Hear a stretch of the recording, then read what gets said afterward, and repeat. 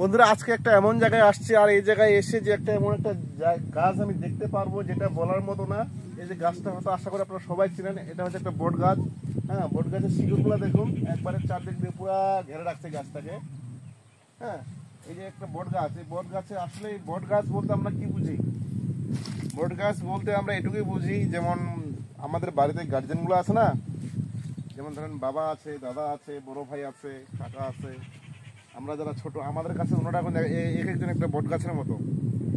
ফ্যামিলিতে যতই ঝড় ঝাপটা আসুক না কেন, দেখবেন যে ওনারা সব সামলায় নিছে। তেমনি গাছের ভিতরে গাছ হচ্ছে বট গাছ, যতই ঝড় ঝাপটা আসুক না কেন সব কিছু ওভারটেক করে ওনারা দাঁড়া থাকতে পারে, দাঁড়ায় থাকার মতো ক্ষমতা ওনারা রাখে। ঠিক আছে, এই বট গাছটা দেখেন তো শিকড় পুরো গাছ হয়ে গেছে। এটা তার মানে কি, এখন যতই ঝড় ঝাপটা আসুক এই বট গাছের একটা গাছ এখান থেকে সৃষ্টি হয়ে গেছে। ওই যে পাশে আরেকটা আছে, আরেকটা শিকড় নিচে নামে গেছে, কয়েকটা শিকড় নিচে নামছে।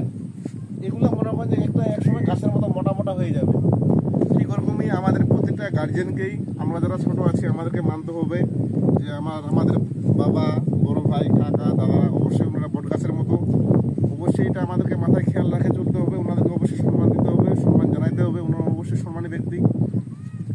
তো আবার আপনারা এটা ভাবেন না যে আমি বট গাছ নিয়ে ফ্যামিলি গার্জিয়ানদের তুলনা করতেছি, এটা না।